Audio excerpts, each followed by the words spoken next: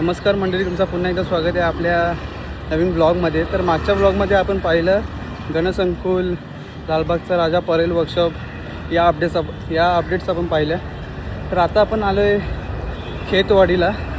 तर सध्या आम्ही चालतो आहे, तर खेतवाडीला आपण चाललो आहे. तर बघूयात आता तिथे कुठल्या कुठल्या मंडळाचा काय काय अपडेट्स आहेत ते मी तुम्हाला दाखवणार आहे. चला तर कंटिन्यू राहा ब्लॉगमध्ये. पण इथे पोचलो आहे खेमराज श्रीकृष्ण कृष्णदास मार्ग. आता ही 13वी लेन आहे.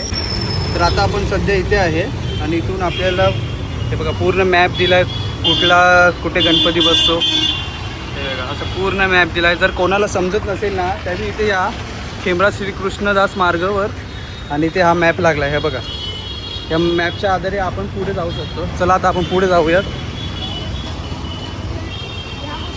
तिला पोचलो आहे खेतवाडी 13वी गल्ली आणि इथे पहिलीच आपल्याला ट्रॉली दिसते, मुंबईचा अनंत या बाप्पांची ट्रॉली आहे इथे.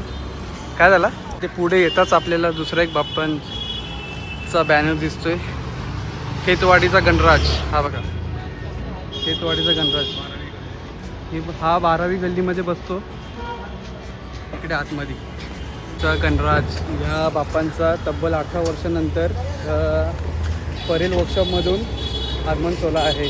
18 वर्षानंतर आहे अथर्व गणेश मंदिर आणि मुंबईतील सर्वात उंच मूर्ती म्हणजे मुंबईचा महाराजा ते इथे विराजमान होतो. आणि ती बघा तिथे पुढे ट्रॉली आहे. चला आपण बघूयात. ट्रॉली आहे हे बघा, ही 11वी लेन आहे. मुंबईच्या महाराजाची ट्रॉली होती ही. आता आपण पुढे जाऊयात. चला. खेतवाडीमध्ये ना तब्बल 13 लेन आहेत आणि 13 लेनमध्ये टोटल 14 बाप्पा विराजमान होतात असं आहे. आणि खूप असे जवळ आहेत. आम्ही पण मागच्या वेळी आलो होतो तेव्हा आम्हाला काही समजलं नव्हतं. जेव्हा इथे आम्ही एक्झॅक्ट लोकेशनवर पोचलो तेव्हा मॅप बघितला आणि तेव्हा पूर्ण डिटेल्स आम्हाला समजले. चला. खेतवाडीचे 10वी गल्ली आणि तिथे बाप्पांची एक ट्रॉली आहे. ती आहे बाप्पा खेतवाडीचा, असे या बाप्पांचं नाव आहे. ते इथे विराजमान होतात. चला आता पुढे जाऊयात आपण. पण मग पुन्हा एकदा आले 10वी लेनमध्ये आहोत, 10वी गल्लीमध्ये. आणि इथे दिसतो आहे आपल्याला ओम तांडव सार्वजनिक उत्सव मंडळ. आणि इथे ओम तांडव या मित्रमंडळाचा गणपती बाप्पा विराजमान होतो. ते 10वी लेनमध्येच आहे आणि 10वी लेनमध्ये टोटल 3 गणपती विराजमान होतात. चला आता पुढे जाऊया आपण 9व्या लेनमध्ये. आणि इथे आपल्याला दिसतोय खेतवाडीचा चिंतामणी, ते इकडे बाप्पा विराजमान होतात. चला. इकडे 8वी गल्लीमध्ये पोचलो आहे आणि इकडे ना खेतवाडीचा महागणपती हे बाप्पा विराजमान होतात. इथून आपण 9वी आणि 8वी. चला आता 8वी गल्ली करून आपण आलो आहे खंबाटा गल्लीमध्ये. खंबाटा लेन आहे आणि इथे खेतवाडीचा राजा हे विराजमान होतात इकडे. चला आता पुढे जाऊयात आपण 7वी लेनमध्ये. 7वी लेन पुढे आहे. चला, लेनमध्ये आलो आहे आणि इथे आपल्याला दिसतोय खेतवाडीचा मोरया हे बाप्पा इथे विराजमान होतात. फॉकलँड मार्गला आलो आहे, फॉकलँड लेनला. आणि इकडे आपल्याला दिसतोय ही ट्रॉली आहे तिथे.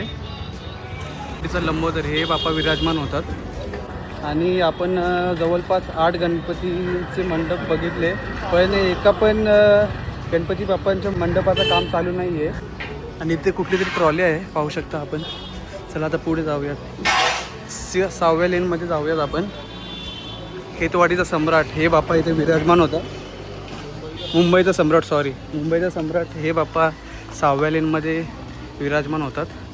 आणि इकडे सुद्धा काहीच काम चालू नाही आहे. चला आता पुढे जाऊयात आपण. खेतवाडी दुसरी लेन आहे आणि इकडे खेतवाडीचा महाराजा हे बाप्पा विराजमान होतात. ते सुद्धा आपण बघितलं का काम कुठेच चालू नाही अजून बाप्पांचं. फक्त पहिली लेन होती ना, फक्त मंडपाचं काम चालू आहे, बाकी कुठेच काम चालू नाही आहे. चला तर आपण पुढे जाऊया. 3ऱ्या लेनमध्ये खेतवाडीचा विघ्नहर्ता इथे विराजमान होतात, पाहू शकता आपण.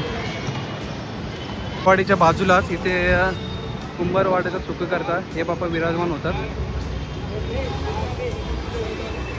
हा असं सर्कल आहे, तिकडून खेतवाडीचा रोड आहे इकडे आणि इकडे कुंभारवाड्याचा सुखकर्ता हे बाप्पा विराजमान होतात. चला गायस, टेम्परेचर आहे 36 डिग्री आणि या 36 डिग्रीमध्ये आम्ही तब्बल 15 किलोमीटर चाललेलो आहोत आणि खेतवाडी खूप मागात पडली, म्हणजे खूप चालायला लागलं खेतवाडीला. गाडी असती तर गोष्ट वेगळी आहे.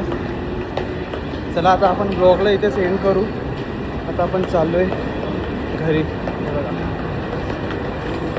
चला बाय गाईज.